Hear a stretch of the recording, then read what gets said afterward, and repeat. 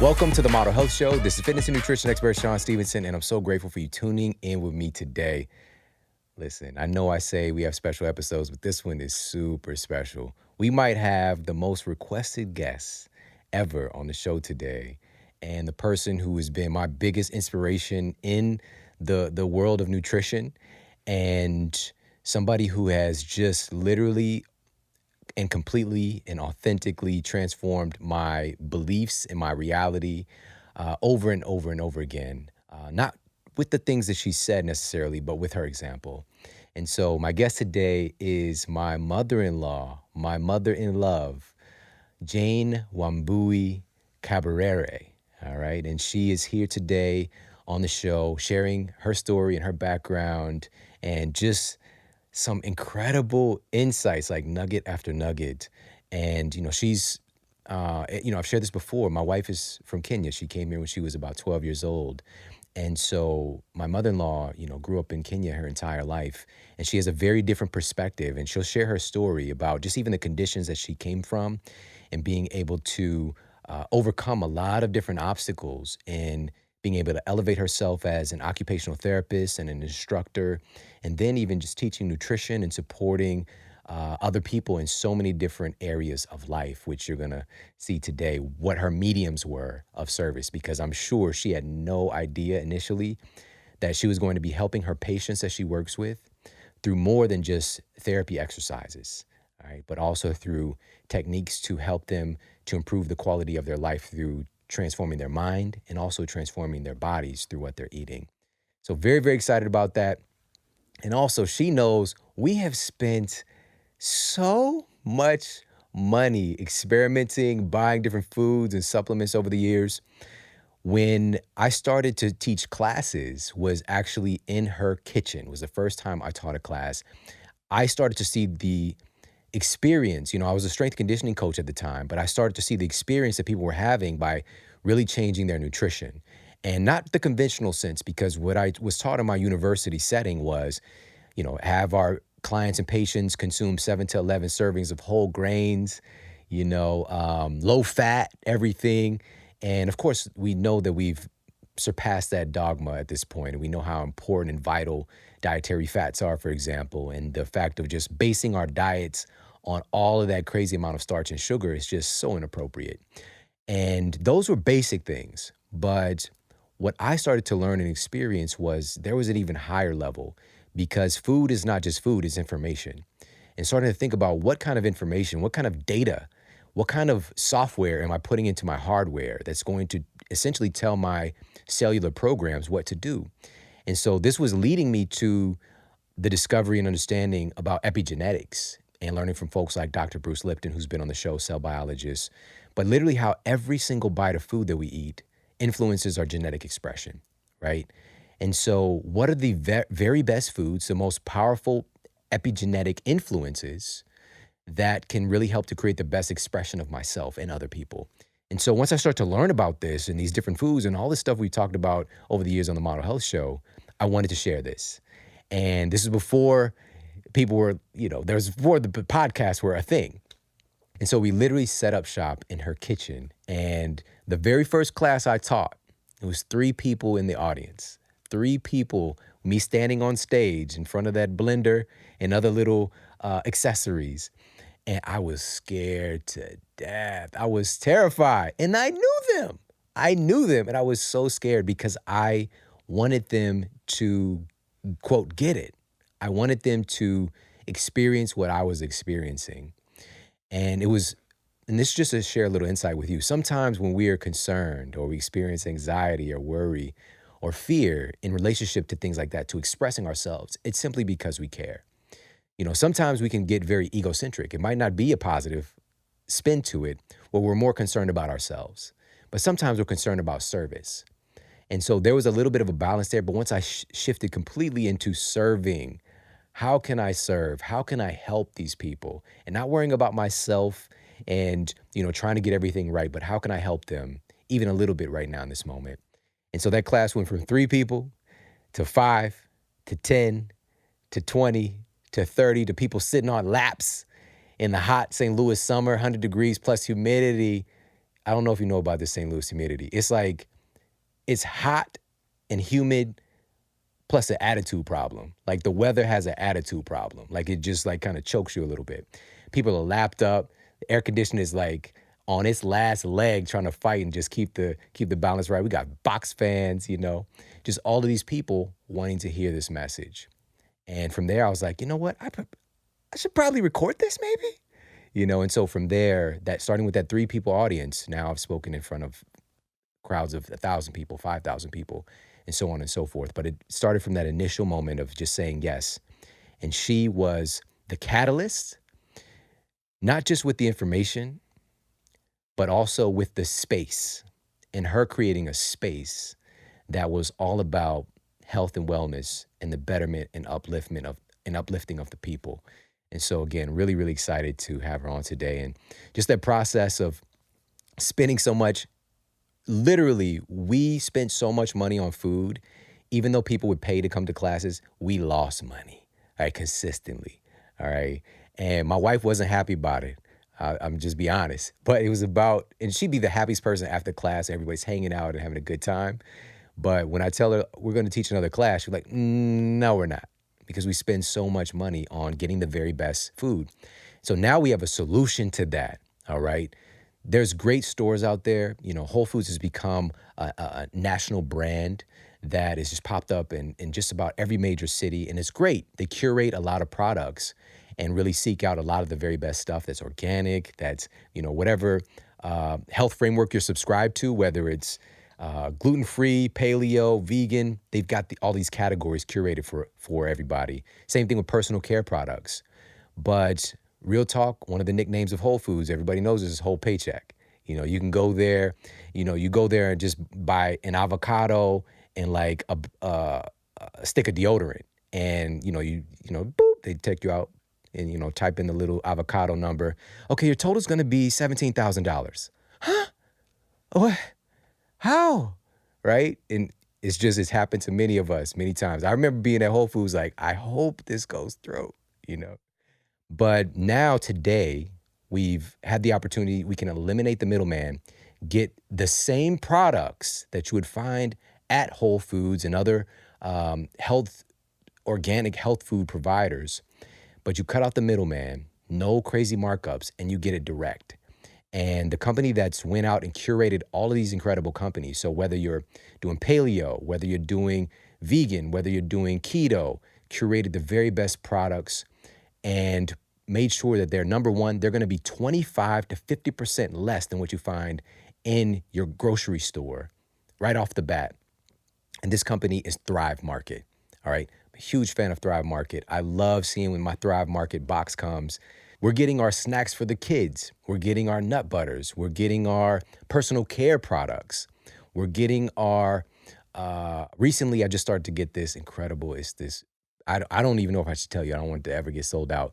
But the paleo mayo, all right, the Primal Kitchen spicy chipotle mayo. Oh, so good. All right. And I get it cheaper than what you find in the store from Thrive Market. So whatever it is that you're looking for, personal care products, foods for your family, cleaning products for your house without all those crazy toxic chemicals, you're going to find it at Thrive Market. And also, not only are you getting 25 to 50% off, you're getting an additional 25% off your first purchase by going to thrivemarket.com/model health. All right, so that's thrivemarket.com/model health, together as one word.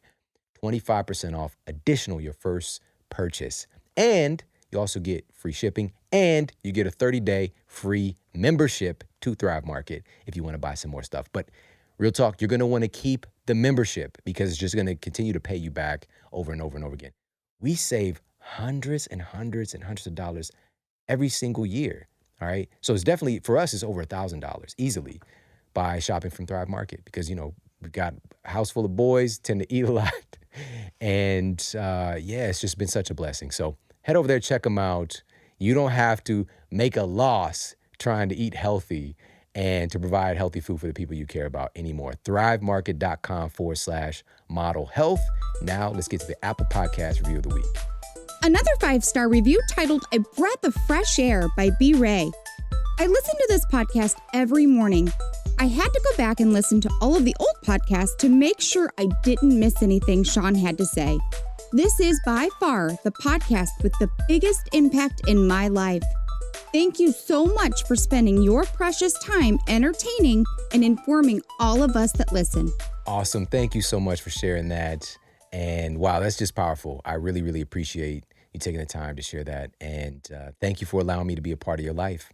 And listen, if you've yet to do so, pop over to Apple Podcasts or whatever platform you're listening to the show on or watching, if you're watching on YouTube, and leave a comment. Let everybody know what you think of the episode and what you think of the show overall over there on the reviews and Apple Podcasts. All right, I appreciate it so, so very much. And on that note, let's get to our special guest and our topic of the day. All right, today we have on one of the most special guests ever, and this is my mother-in-law, Jane Wambui Kaberere, and she has just been such an inspiration in my life. She's an occupational therapist who grew up in Kenya and really came up against some seemingly insurmountable odds to take her family and her impact on the world to an entirely different, seemingly unexpected level, but you'll understand why and who she is today with this conversation. And so we're just going to jump right into this conversation with my beautiful mother-in-law. You are the most requested guest on the show. We've done almost 400 episodes. We have people from all different categories of health and wellness, psychology, financial health, but you were the most requested. Oh my goodness, it's such a great honor then to be, requested, and I'm here just for them to see me and probably share whatever I have to do today. Yes. Well, thank you. I know that I had to pull your leg a little bit to get you on here because you're being a little reclusive right now. But first of all, I want to talk about your background, just, growing up in Kenya. And I was really curious because I just showed you a picture from back in the day, and you were in a time when the culture was not very uplifting for women to be in those positions that you found yourself in, deciding I'm going to go into higher education, become an occupational therapist. And so I'm just curious, first of all, what inspired you to even want to achieve more in school when that wasn't really what was going on around you? My mom has we had 7 girls. And according to our culture, he didn't have a boy because my dad was the only son of his dad. So there was a lot of pressure for him to marry another wife. Yeah. And therefore the culture didn't look upon girls as real people who are going to be productive because we cannot inherit anything. So my mom is my first motivation in wanting us to get that education, because the only thing women did was to get married and work in somebody's farm. Yeah. And my mom would tell us every day, I want to remind you, there is no difference between a man and a woman. So you have the same potential like any other man, and nobody should ever let you down. And it happens in our neighborhood where we lived. There was another lady who lived over there who had gone to England. And every day she would say, you see, that lady, she's a doctor. And I want all of you to go to abroad. Seriously, that's what she would tell us every day. And there was one rule over in the house that we could not go visiting other people. We have to stay in the house, and if you don't, because we didn't have much food, so she would make us sure that we get, we stay in our own area. We don't go to other people's homes, so probably we don't even try to compare. Yeah, so that's how, I got motivated, because, and I think when, I didn't even think that was the reason, but I found that your mom, whatever she kept on telling you, if she tells you be somewhere, that's why I'm here, because of my mom. Wow. But I would like to go back and when I was looking, thinking about my life, when I was 9 years, I was sitting on a hill. Just now I can even picture it. And at that moment, I thought it was Christmas time. We prepared for Christmas for 6 months. That's the only time you got a new dress. You ate bread. And this bread, my dad used to work in the city, which is Nairobi. And so you can see everybody so excited. We had never seen a loaf of bread. It's only once a year. And my dad would never come home until only this Christmas time. Everybody from the city, who worked over there for whatever they worked, they came back home with all the goodies, especially like the Western kind of, food, which you have never seen. And then there is this kind of bread he would bring. It was so big. And then we didn't even know. We have never seen like 3 double, like regular bread put together. So in our language, you would say that, in my Kikuyu language, we would say, I haven't been home. So he brought, I have never been home. So that kind of bread. And so we are looking forward for that one. But anyway, and that's the only time we would eat chapatis, the round bread we normally make for Braden, the pita bread. Everybody in the whole village, that's what they would eat. And I told you that's the only time I got a new dress. And this particular day, the day came and ended. And I said, why didn't it last so long? And it was only like a few days. And I was sitting on a hill, I saw the sunset, and I thought, I look around in the whole village, everybody will, I just asked God a question, why is the whole essence of life to give birth to somebody? I didn't see anybody doing better. Everybody is suffering and they get old and they die. I haven't seen anybody happy. So that question I put 9 years ago, the question became the quest to find what is real happiness is. I'm here talking to you because that seed which was planted so many years ago, I have been able to discover different routes of what happiness looks like. So I gave whatever the power is, it has been able to give me a vision or a way to understand this is the way happiness looks like. But I have gone through so many stages of trying to look for happiness. Oh, yes. And that's the thing about you that I admire the most, is that you've been willing to experiment. Right. You've been willing to put yourself in what would be considered uncomfortable situations. And I've never heard that story before. You've never shared that with me all the times that we've talked. No. But 9 years old, and we've talked about this many times on the show, of the power of asking questions. Right. And you literally were questioning, like, why do all of this? Like, what is, and I'm not even seeing people happy. And just to clarify for people, so in your culture at the time, because your father he had 7 daughters with your mom. Yes. And didn't have a boy. Right. In the culture, you can marry someone else. And so he had 2 wives, and he had another family. Yes. And so, first of all, second of all, with that said, and your mom pointing to that woman and saying, see, that's your example of what you can be, and I want you all to work towards that. That's the power of exposure, and you just having that one example, and I think that's so important, and that's, again, you've been that example for me. And so you went through the ranks, you excelled in school, and you made the decision. Now you got 2 daughters. Yes. And you decide, I'm going to go to the UK to further my education. Right. So what was that experience like? Like what inspired you to take that step? And like, you've got 2 young daughters, and of course, like the town you're in is probably looking at you like, you don't leave your kids, and you're the woman, you should stay home. But you decided, no, I'm gonna go do this. So what drove you to do that? When I graduated from college, there was a voice talking to me, telling me that you cannot just become a clinical occupational therapist.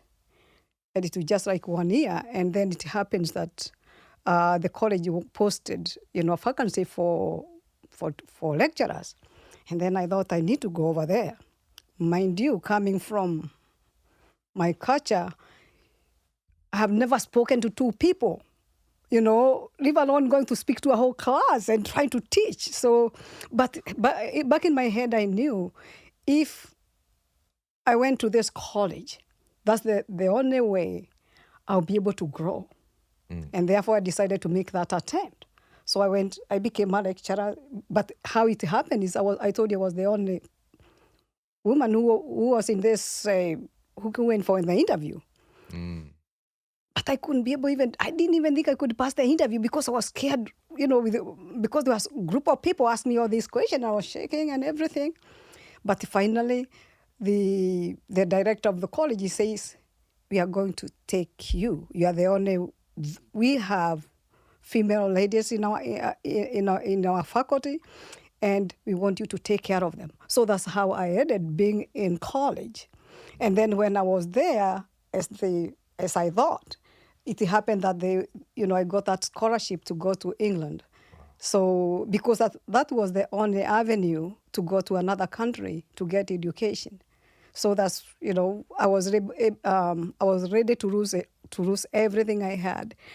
But just to go back a little bit, when I had that dream that whatever the culture has dictated to everybody I knew, my mother and everybody else I knew, the whole essence of me, according to the way I looked at life, was not to go through that route. I don't think there is something I can get out of it. I need to be married, probably, and then I found, this is very boring. I think I need to do something else also. Yeah. I cannot just keep on having children.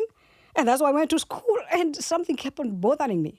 And I told myself, I think I'm in the wrong profession. And every day I kept on telling myself, okay, I have these 2 children, and I am not going to get like 100 children or 8 children, because there was the belief that if you get only 2, and even you can understand, my husband was a Kenyan who also need boys. And I'm thinking, I don't know. So then, I had that dream of feeling that there is more to life. Yeah. That's what drove me to that. I cannot settle down only being a housewife and having children and going around like everybody else. And nobody else thought like that except me, I think. Yeah, so that's why I went to Britain, and I was ready to leave my children when they were young and just go and venture out and find out, what I can become. Yeah.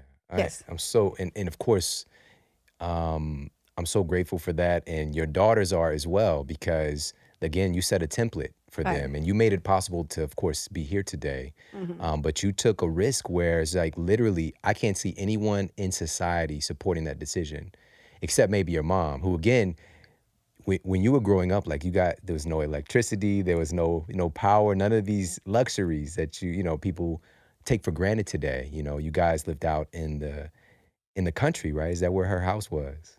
Mm-hmm. Yeah, even for me to be able to go to high school or college, we were using, I don't know what you call it, like a lantern lamp where you have like a wick.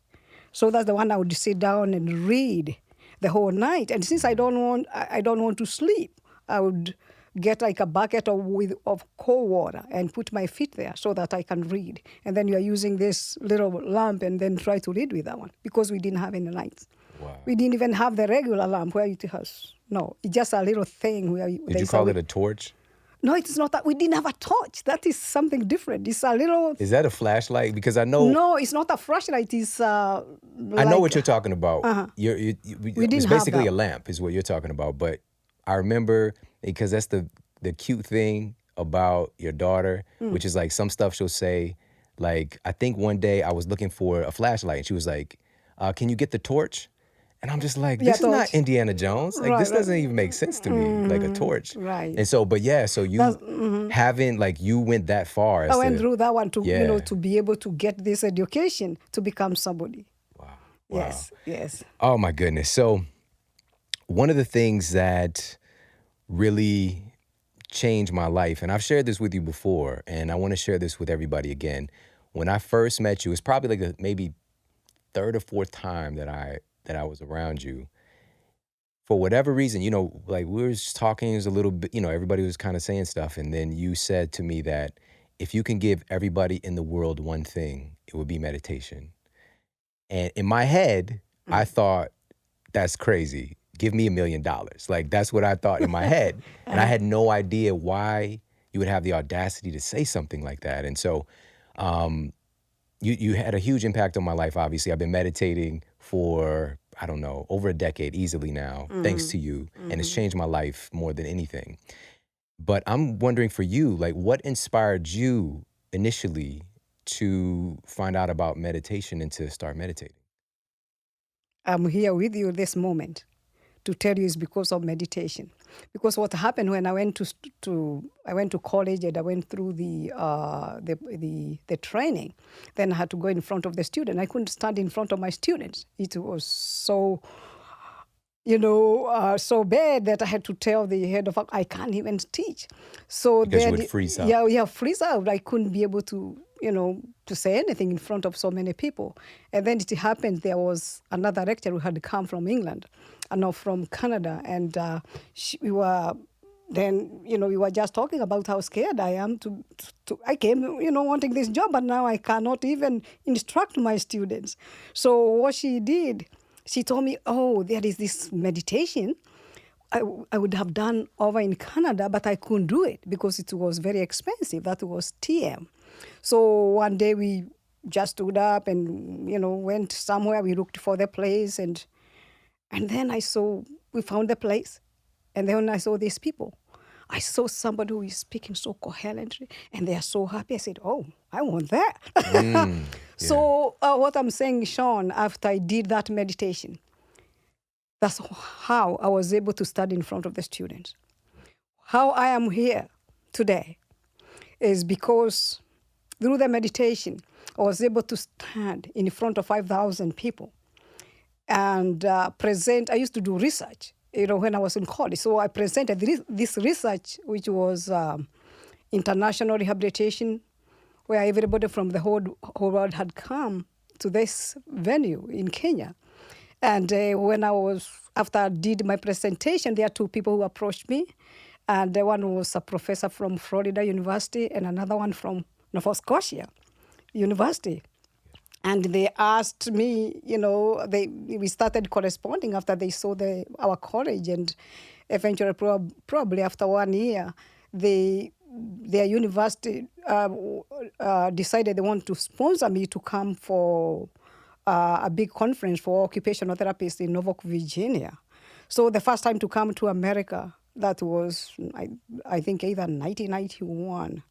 Yes, and so all what I'm saying is that the meditation, that's what I found. It was a great gift for having done it. And it made me be able to express myself and be able to understand myself better. Wow. I just got to say, so you mentioned TM, so that's Transcendental Meditation. Transcendental Meditation. And you also mentioned, so Nova Scotia was one of the options. That's the Dalhousie University, which, funny enough, I was invited to do a keynote there. Yeah, what a coincidence. Of all places, it's you. It's you. And it was the occupational therapy department. I couldn't believe it. Who initiated the contact, which that's how we're connected, And shout out to everybody in Canada, in Nova Scotia as well, specifically. And, but you getting through that barrier and then having the ability to speak and to share your message, that created the opportunity for you to come to the U.S., again, changing your exposure. And also, so you had the opportunity to either move to Florida or to St. Louis. That's true. And thank goodness it was St. Louis. Shout out to St. Louis. No disrespect, Florida. Love you guys. But that's what got you here. And so I've got a couple questions for you about meditation, if that's okay. Because, and I shared this as well, prior to you teaching, first of all, I had to suspend my disbelief because I was just like, what is this? In my head, this is all going on in my head. And I'm also pretty egocentric at the time. I'm really working on, I had a big shift in my life going from being very self-consumed because of just the way that I grew up and just protecting myself, to being I started to evolve to being very other-centric instead of self-centric. And so I wanted to help people, but I was still really trapped in my own mind and I didn't know it. And so when you taught me that first meditation, which you took me through, there was 7 meditations, it was like a 2-day thing. my wife, your daughter, did it first. Right. And she was just like, you have to do this. And we had just been dating for like a year or something. And I Right. just was like, okay, all right. I had enough trust in her that I did it. And then I came and you talked to me more of like the science a little bit. Like, okay, so this aligns with your heart, you know? And I know it's this chakra, but you have a heart. These organs are all aligned here. And your heart can be a place where there's a blockage of circulation of energy. Right. And you taught me some meditation. It was the first one we did. And you told me how to do it. And I closed my eyes. I participated in it. And I woke up. Like I literally, for the first time in my life, I woke up. And I realized that I had never had a conscious thought my entire life. Like I was just a part of it. I was a part of all the voices in my head. I was a part of the story. But I realized that I could see it. I could witness all of this stuff happening. I can witness the thoughts in my mind. I can hear and sense and witness and see the way that I felt. Instantly, like it all got turned on.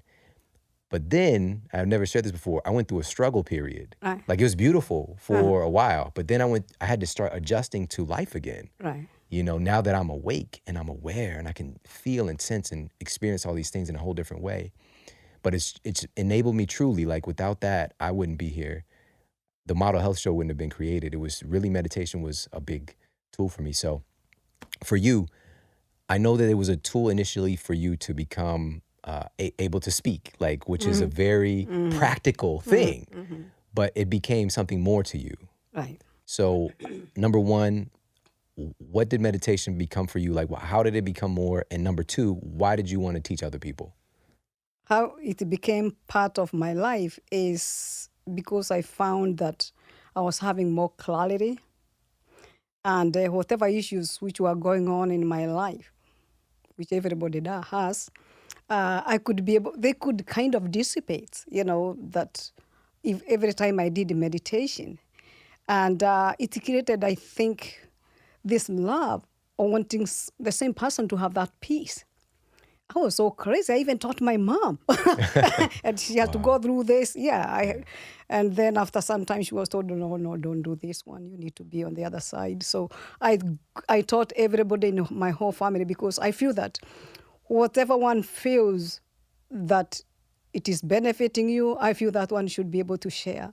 And it had made so much difference in my life. And if it can bring peace for 1 minute or 2 minutes, or even for maybe whatever the length of the time is, you know, I wanted another person to have it, because this life is about just being peaceful, being happy. I don't know what other agenda people have. Right. Yeah, there's nobody who wakes up and decide, okay, today when I wake up, I am going to hurt so and so, or I am going to scream at so and so. I don't think there's anybody who had that idea when they wake up. It just happens. But if you know there is something you can do to control yourself, to control your mind, it's like you are driving a car and you don't even know how to stop it. So when you have this mind which is running like a million marathon, and then you don't even know how to stop it, you are going to become very, very angry person, discouraged, and you are going to affect other people. It's also going to affect you. So the whole idea, I really love meditation, because it can help somebody feel better, be able to widen their awareness, or whatever the kind of job they do, or even their relationship, because I feel that your mind sees life completely different than whatever you saw it before. Yeah. I want whatever good is for me, I want it for another person. It's not about myself. We are all of us together. Yeah. Wow. And this is just one tool. It's a very, very powerful tool and I understand now, even just listening to you, like I get it, because I didn't really know why you said that statement to me, that this is the thing you would give other people. Right. It's for them to be able to access happiness. Right. It's for them to be able to access the truth. Right. You know, instead of, we've got so many different things that we're exposed to. You just gave that great analogy, which I never heard before, of it's like you're driving a car without a brake. Yes. And when you have that situation with your mind, like you're gonna crash into stuff, Right. which is like turbulence and irritation Right. and conflict. You're going to, and it's gonna more frequently happen if you don't have that break. And also, you're going to run out of gas, most likely because you don't know how to operate the car. Right. And like meditation is like plugging in to Right. this kind of infinite source as well. And from what I've learned from you. And so, wow, it's so powerful. And actually, Shawn, if you come in touch with yourself, there's something inside you which you are able to reflect, and you see the other human beings like you. It doesn't matter what you have. It doesn't matter what you look like. You have the same fears I have. You have the same pain. Everybody is going to die. Everybody wants to be loved. So if you look at everybody, it makes you feel that I want that person to understand the other person is me. I want to give it to them so that they know that what is keeping us separate is inability to understand. You have, you are a reflection of me, having the same problems. But how can all of us work together so that we can be able to become a mirror to reflect that love for each other? Yes. So of course, when you're speaking now, like we've talked so much, but now like so many things I'm closing the loops, Right. and it's just making more sense. And even I know that my level, because when I first met you guys, I was very impatient. Right.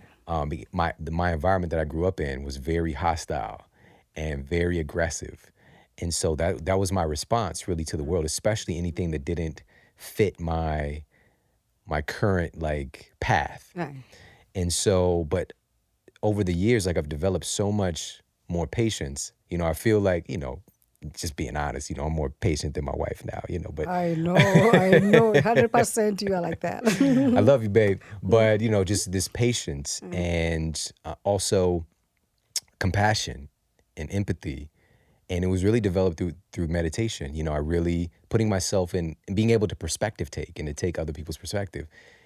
I never really put it together. I know it was a compilation of things, but meditation is definitely the biggest tool that made that possible. That's true.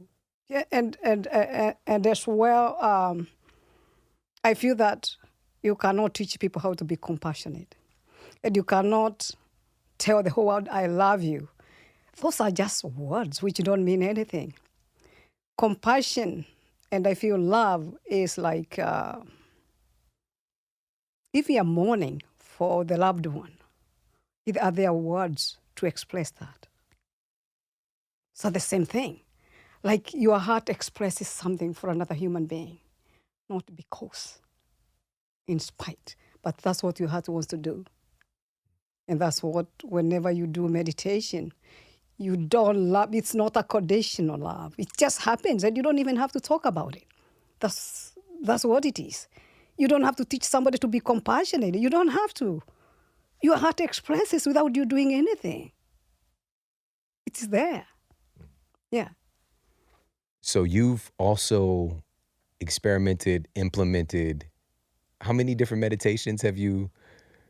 I did one. I did the meditation for so many years, the transcendental meditation, Right. and I was a teacher. And I did for about 10 years, or close to 9 years. I worked with another person where we taught probationers. It was called Enlightenment Sentencing Project. So I would go there every 4 days free. I would just do it free, teach probationers instead of sending them to jail. So I would help him, teach all these, probationers. It was such a moving experience. And they would graduate within 3 months. And it was such a moving, what I'm saying, it was a very sad moment, because you could see when some of these people, they graduated, they were saying if they knew somebody had given them this one technique so that they can see how they think, they would not have wasted their lifetime being in jail. Yeah. So we had like 7 judges who had read the research, how the meditation, helped probationers. So I did that, a couple of years. But then after some years, something happened. Then I stopped doing that. Then I said I need to look around. And then I found another teacher. And then I tried that meditation, and that's what I think I have tried. There are so many meditations I have done, but I have followed like two teachers, and we call them guru or the masters. Yeah, that's what I did for two, with the 2 teachers. But there are different meditations I have done. Any meditation you can think of, I have done. Yeah. Yes. And then until when I informed you that you are the guru Yes. and you are the master, and the beautiful thing is you were very reluctant Right. to say that. That's when you know that you are, and you are it.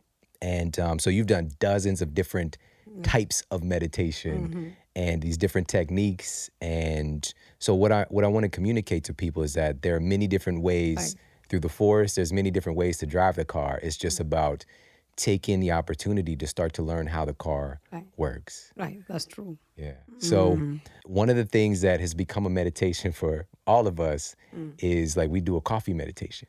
Right. Because I didn't drink coffee. I don't think you drank coffee either, like for years. No, because I was brought up with what paid for my school was the coffee. I don't know whether you know that we have a coffee. We have back in Kenya, we have a very big coffee plantation, but none of the Kenyans who grew coffee drank coffee. We only drank Kenyan tea. So I've never drank coffee until you introduced me to this coffee. And I have never drank coffee. Wow. Because, so That's that was crazy. something, yes. And now every day is like, I need that coffee so bad. And so it has really helped me, along the way.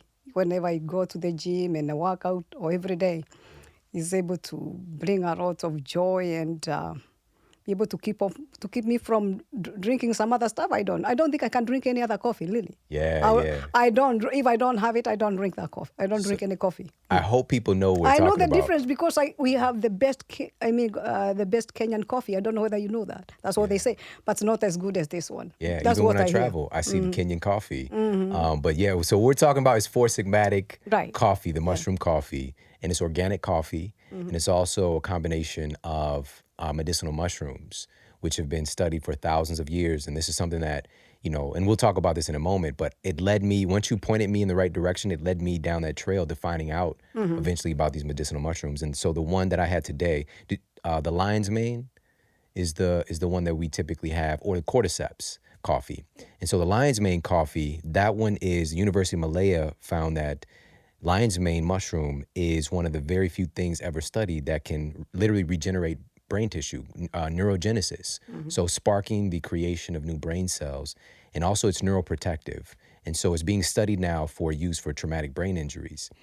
And so it's just like really interesting that even the way that it looks, it's like a lion's mane in a sense, but it has all of these connections, just the way it's flowing. And this is the way the brain really looks. If you have a strong enough microscope, which is really interesting. That's the doctrine of signatures, by the way. But also the basis of it, though, in all the different coffees is chagas in there. And so that's something that we've been helping people with and introducing to people for even prior to us knowing about Four Sigmatic. That's why I love them so much, because they put it in there. And chaga, if anybody just Google chaga and cancer, and just like, it's crazy, or chaga and antioxidants, or chaga and immune system. And so it's clinically proven to increase your natural killer cells. So your body's like immune system weapons or army, improve their activity and mobilization over about 280%. And so it's one of those things that's supportive of our immune function. But what's interesting about the mushrooms is that they're immunomodulators. And so that means that it doesn't just spike your immune system like other drugs would do, or it doesn't suppress your immune system like drugs would do. It modulates and moves your immune system up or down based on what your body really needs. So it's really fantastic. And the way that we need it, because it's just a joy. It's not like other things where you feel like I'm addicted. If I don't have it, I'm not right. It's like just an extra level of joy and good energy. And so, so foursigmatic.com/model. That's FOURSIGMATIC.com/model. All right, so that's foursigmatic.com/model. wambui.com/model. You get 15% off everything they carry. All right. So we love the coffees. We do. And also they have the hot cocoa as Yes. well. Yes. So we like that too. Awesome. So I'm glad that I could bring that to your life. You brought so much to Oh my my life goodness, yes. as That's well. yeah. So we hook you up. Yeah, Like, you did. Yes. You come to my house, you leave with Right. bags of gifts. And so this is a good segue because I want to ask you about nutrition. You know, like you are my biggest inspiration in this space, which this is really what I do. It's what I'm deeply passionate about is nutrition.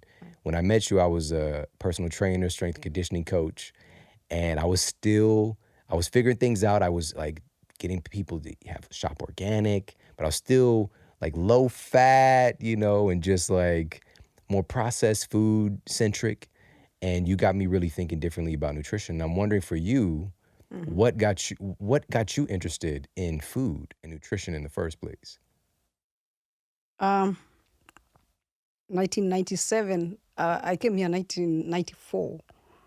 And 1997, I went back to see my mom. When I saw her, it was so shocking that my subconsciousness told me, oh my God, you are going to become like her. Because what had happened at that moment, after having been here for 3 years, I started having joint pain on my knees.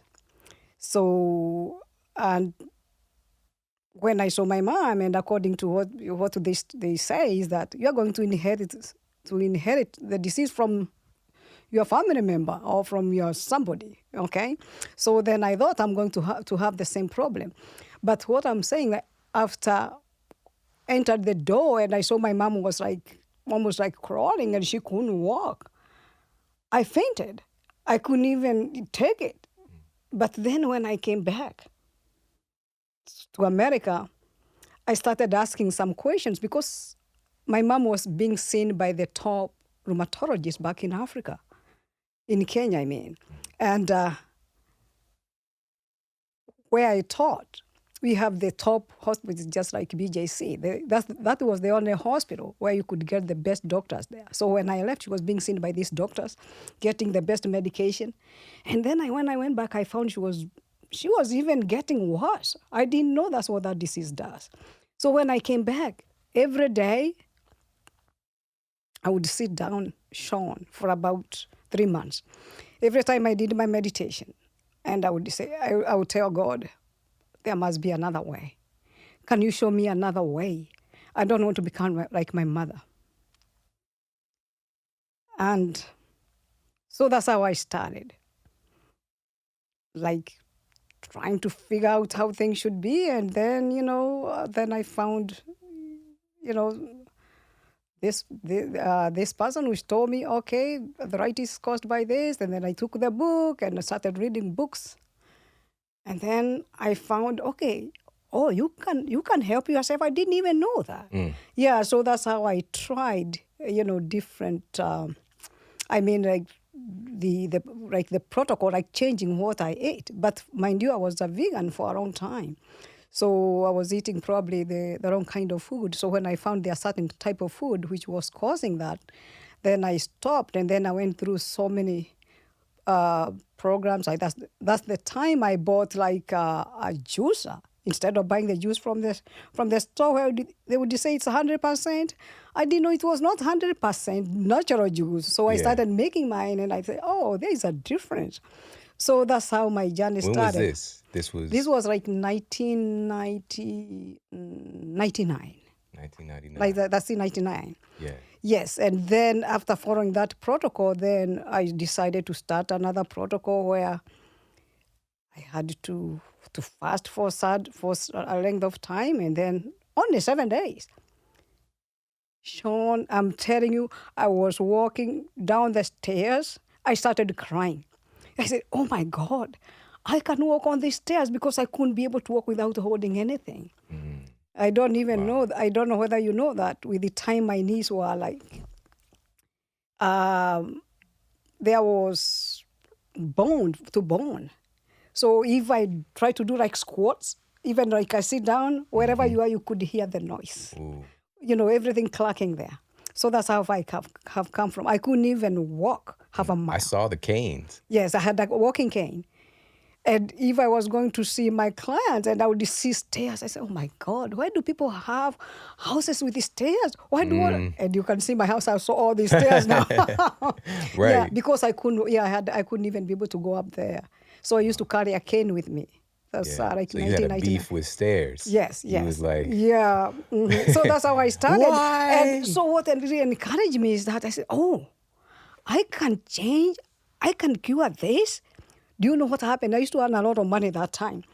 I would go to any store, look for any book. I would spend like $400 to buy books.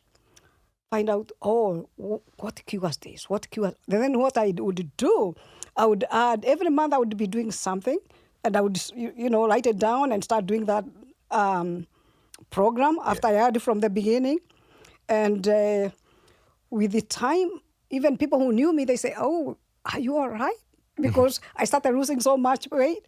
I have my colleague, the one I was teaching TM, he says, Jane, you are going, I don't think you'll be here if you keep on going like this. So, and I was telling him that I feel good and I didn't care. So I had to go through so many processes. And people who knew me before, I used to have like a lot of blackheads around my eyes.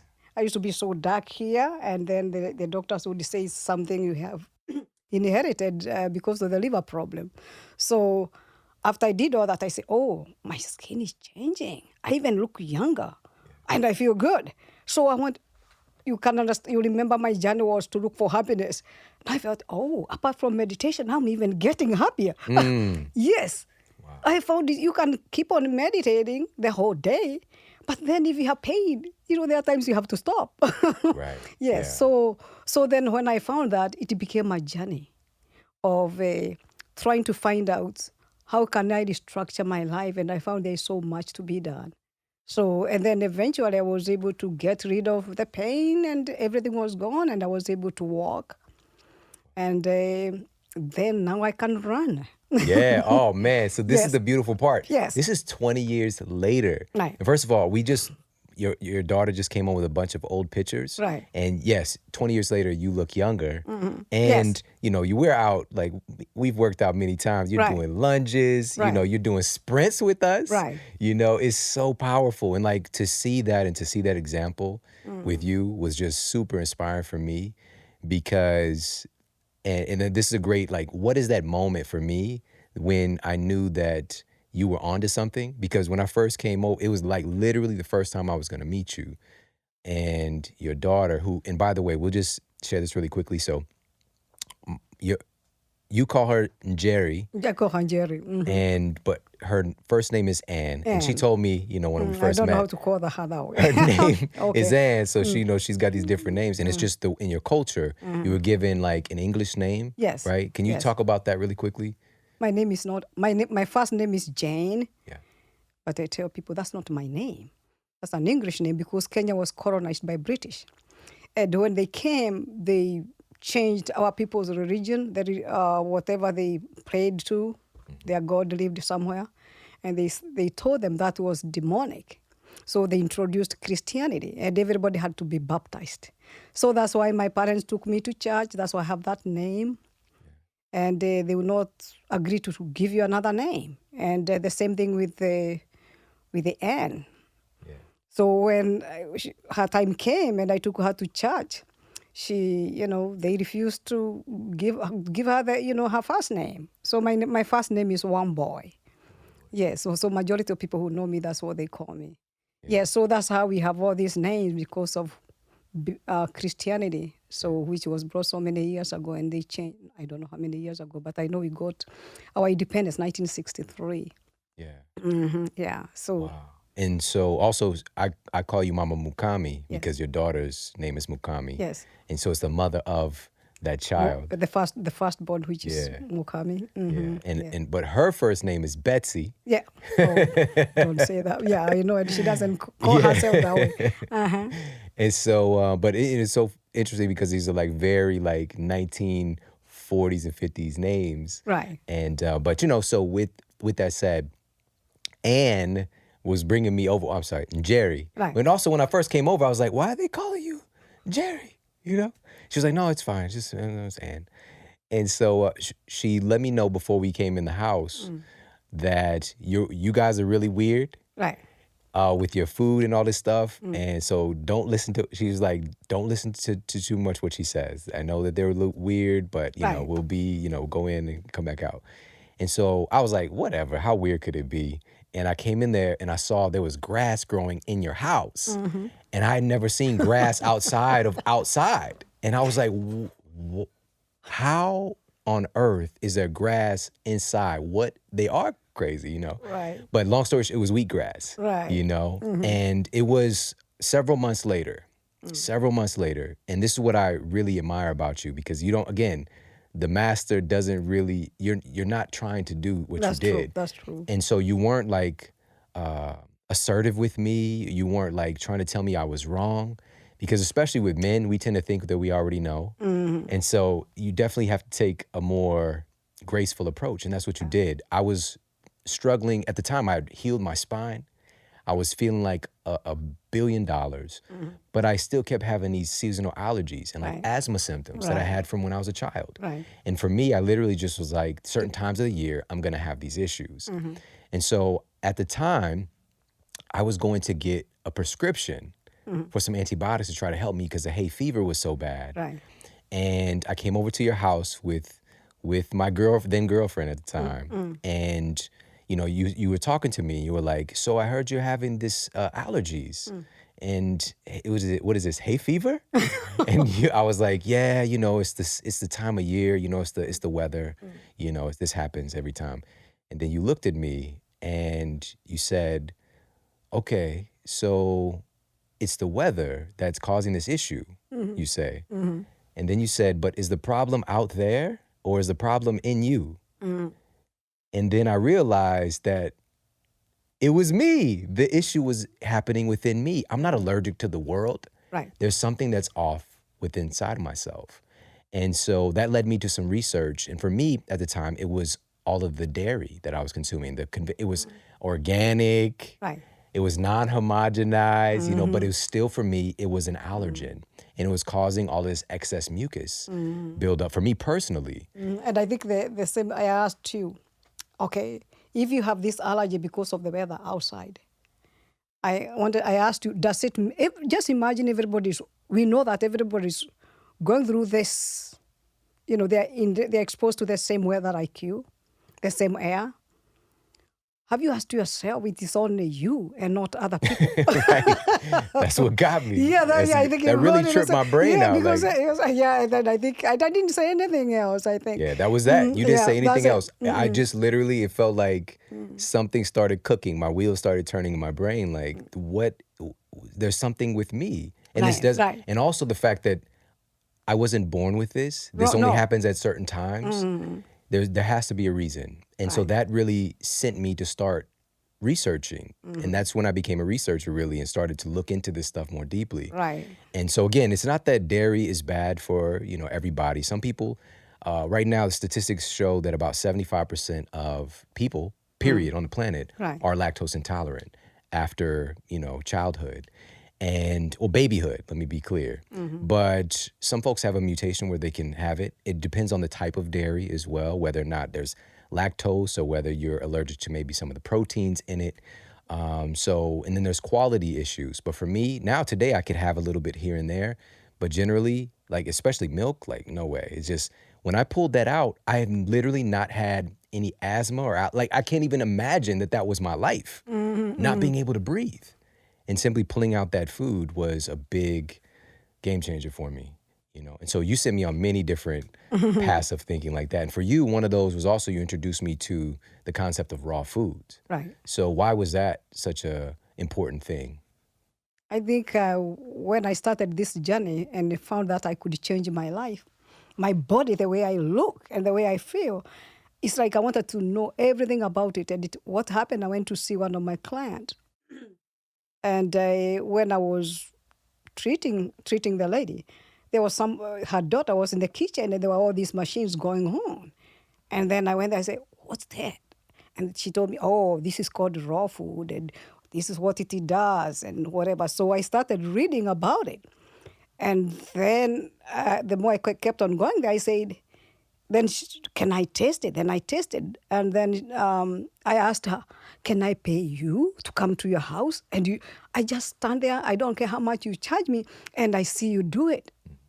And I would go there maybe sometimes on a Sunday, and she would do one kind of a meal, and then I pay her, and then that's how I came to know how to.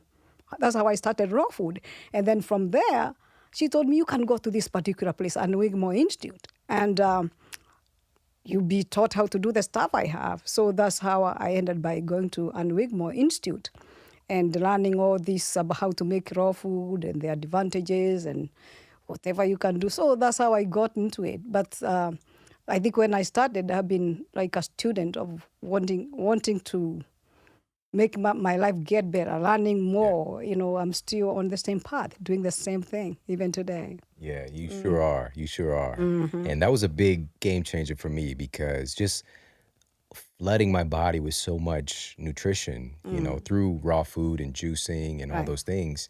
Because, same thing. When I grew up here, so I didn't have juice, like 100% juice.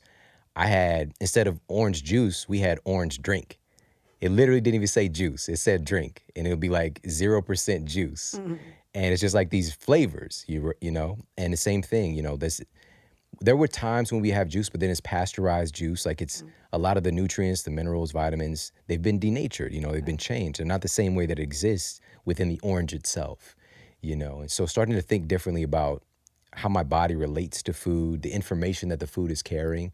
That's one of the things that I really picked up from raw food. And we did so many crazy and incredible meals, like big feasts of raw food, and like making we both had the dehydrator. I remember for my wedding gift, you got us a dehydrator. Yes, and I made your wedding cake, which was raw. It was a raw food cake. I think it was like some kind of a nuts was the base. Yes, made with the nuts and I think raisins or something. Yeah, I made that. And we had a lot of raw food as well. So people, some people don't realize this. This is why, I'm in the position that I am, is that I'll spend years experimenting, raw food. This is and I want to know about this too, because I'm sure that not a lot of your students really took to things like I did. I took what you gave me and then I ran with it. When you told me about raw foods, I went 3 years. I know. 3 years, not a cooked food crossed my lips, I know. It's crazy. And we live in Missouri, the cold winter.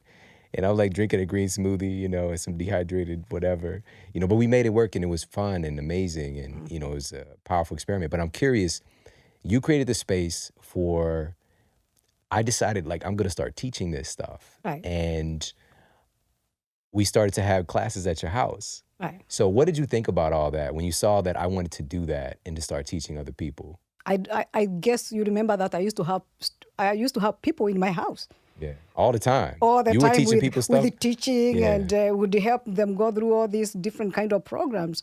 And my house, where you started, I think it was a dream. I didn't buy my house to live in a nice house. That's why I didn't have furniture. I was looking for a space where I can do two things. One, to teach meditation. That's why I had the basement, and where you can get out. And then the kitchen was a place where I wanted to show people how to make the best food so that they can be healthy. So I'm taking care of their mind, and they're not even paying. I'm trying to help them. So how I came to buy the house, it was Shawn, even after some years, just knowing how I bought that house. And now you see where you were, where you started. You started from my house. I feel like I can be just in tears, because there was this persistent. I had even to borrow money from people, from friends, to pay a down payment, because I didn't have enough. And even my accountant said, I don't think you can buy that house. You don't even have the money, and you don't make so much money. And eventually it went through, and I was able to buy it. So there is a reason why you are there. So I was just so happy, because I also became a student. there were things you are doing and I have never done. So I was doing the same thing. Whatever you are teaching, I wanted to use it. So it was that dream. And I think that's what the existence wanted to do, to give me this present of this house. I didn't know how I was going to pay for it. I would tell people, I would be in tears, and I tell them, I got somebody give me 300. I would tell this person, they give me 1,000. I was able to put all this money together just to be able to teach what my dream was about. I was able to show up a few people. I would have 25 people downstairs doing meditation or whatever the number they came over there. So, but eventually it was supposed to start this mission so that you can be able to help a greater number. Yeah. Yes. So you became, that reflection of what my desires were, to be able to reach more people. I think that's how I think it works. Yeah. Yes. Absolutely. And that was one of my greatest driving forces. I really did want you to know that, you were the spark for reaching now, millions of people.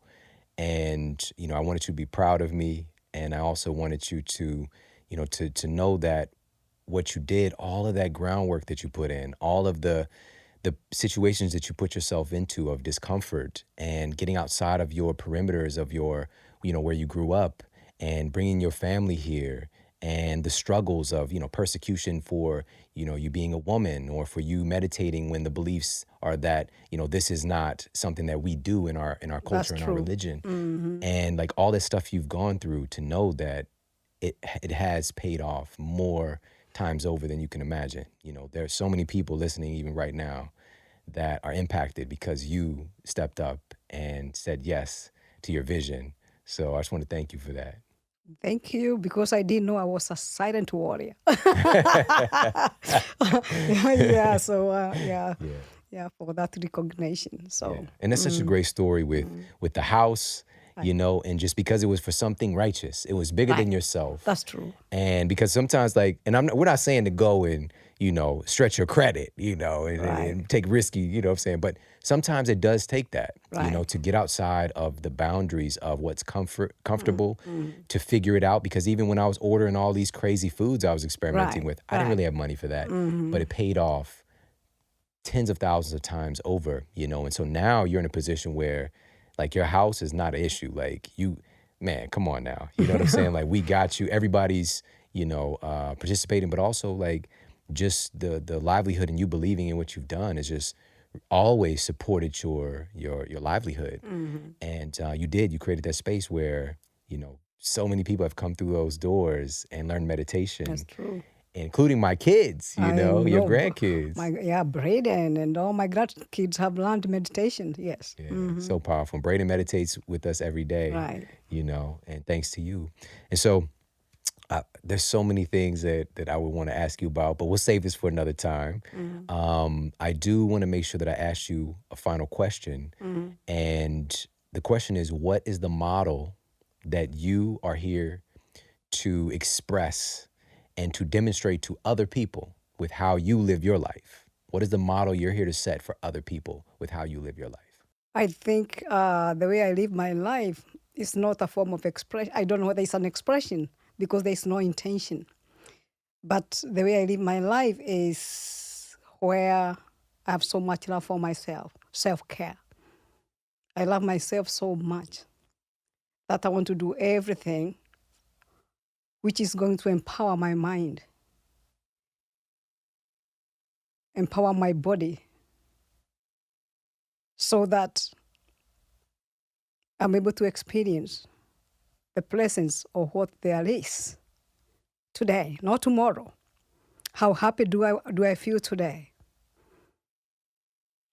How contented am I today? What is my relationship with other people? So I prepare that foundation. It's like watering the plant of the roots of the plant, so that it can flourish and bear good fruits.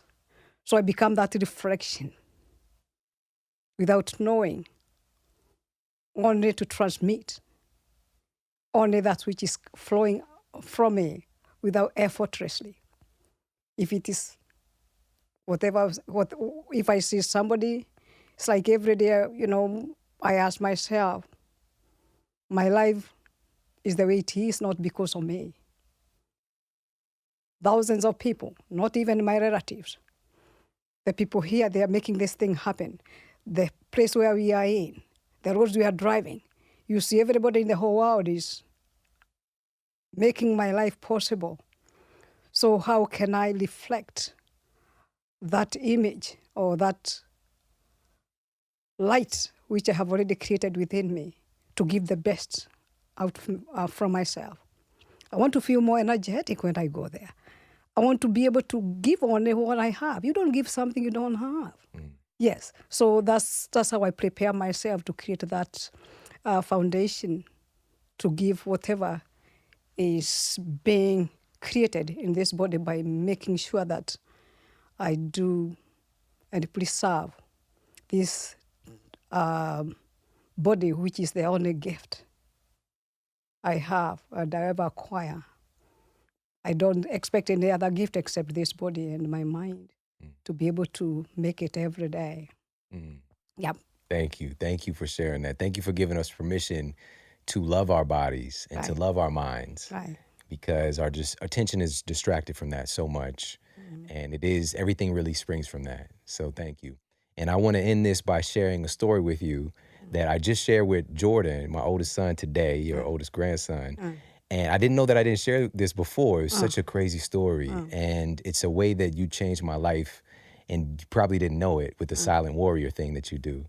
But there was a time, it was about maybe 7 years ago. And, at this point, my spine from, the 20 year, when I was 20, I was diagnosed with the so-called incurable spinal condition, which we completely reversed. And, for years had gone by and I hadn't had any kind of back issues. And so I had this pain, literally it was like crippling, like I couldn't get in and out of my car. And I was struggling and several days had gone by. And I was in fear because it's like, is this happening again? Like, how could this happen now? And I was trying to talk to anybody that I could. And somebody recommended that I go see this particular chiropractor. But just a foreshadow, by the way, it wasn't actually my back, it was my SI joint. But I didn't know this at the time. And so I go to see this chiropractor who also was this, which I didn't know at the time, also in parentheses, a medical intuitive. All right. So I'm just like, oh, what? What is this? And so she's examining me and she's looking at my back. And she has her hand on my shoulder, like looking at me from, my spine. And then she says, this is interesting. And my ears are perking up like, what's interesting? And she says, you don't know your father, do you? I was like, what? What? I almost ran out of there, but I don't know if I've shared this before, but I've never met my biological father before. Right. But it wasn't a part of my story. It wasn't something that I felt was holding me back or that I felt like I was missing something. Because I always had my stepfather as a presence and my mother and also my grandmother and my grandfather in the early part of my life. I lived with them. But it was a very volatile environment with my mom and my stepfather for sure. And so I was like, how did she look in my back? Is she stereotyping me? Like I'm going through all of this stuff in my head and I'm just like, this is not possible. And she basically implied that I feel like I have a lack of support in my life. Like my back is this pillar. My spine is this reflection of what's going on with me emotionally. And I'd been married, with your daughter for a couple of years at this point. And we had, really started to impact the lives of other people. We hadn't really, got online and like really reached out yet. But I felt like I was really kind of in my power, but there was something I wasn't paying attention to. And she did see something in my physiology, which was I didn't accept the fact that I did have support because my parents were not there for me once I left their house, once I graduated high school. And there's no judgment on them, but that just wasn't a part of my reality. And so I really did feel like everything was on my shoulders. And within a couple of days of that experience, I did get some other treatments somewhere else, which I attributed to mentally that. But what it really was me accepting that you were there for me. You were my support. I did have people that literally had my back, you and my wife, and I never accepted it before. I took it for granted. And in that moment, within that couple of day period, I accepted it. And I never had another issue since. Wow. And it was because of you showing up the way that you have. Anything, if I've ever needed it, you've gone above and beyond to make sure that I have it. And you've loved me like your son.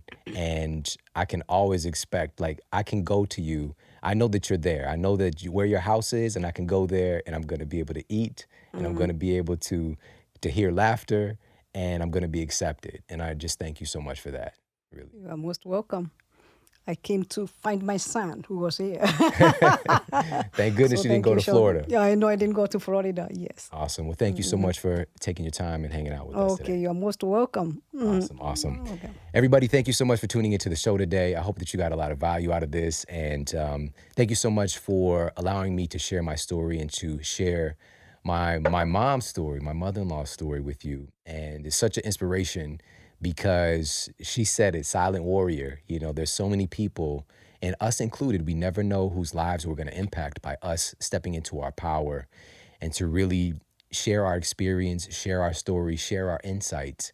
We don't have to be the vocal person out front telling the world. You can impact one life and change the lives of millions.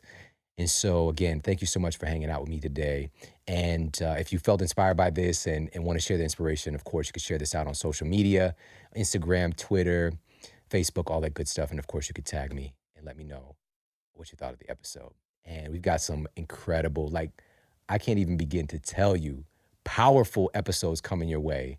And again, thank you so much for taking your time and allowing me to go with you wherever you are right now. I promise to keep giving you more game-changing powerhouse information because this is your opportunity to really take things to another level. All right, so if you've got this story about how hard things have been, the different things that you've been through that have been holding you back, please take my mom's example from today, that anything is possible. And it starts with that intention. It starts with exposure, changing your environment, changing your examples, and really adhering to that. She gracefully mentioned something that might have tripped you out a little bit. I know it tripped me out. She said, when she was talking about fasting, she said, it's just only a 7-day fast. Only 7 days? Really? Because she's done literally month-long fasts and all of these remarkable things that she's put into place herself. And she's not telling anybody else that that's what their path is, that they need to do it, but she's willing to experiment and to, get out of the comfort. And she's found this amazing level of comfort in all of these seemingly uncomfortable things. And it's just really a huge inspiration for me. And so, again, whatever story you feel has been holding you back, this is the time to start to really take power, take that pen in your hand and start writing your story consciously, intentionally, and proactively. All right? I appreciate you so much for hanging out with us today. Take care. Have an amazing day, and I'll talk with you soon.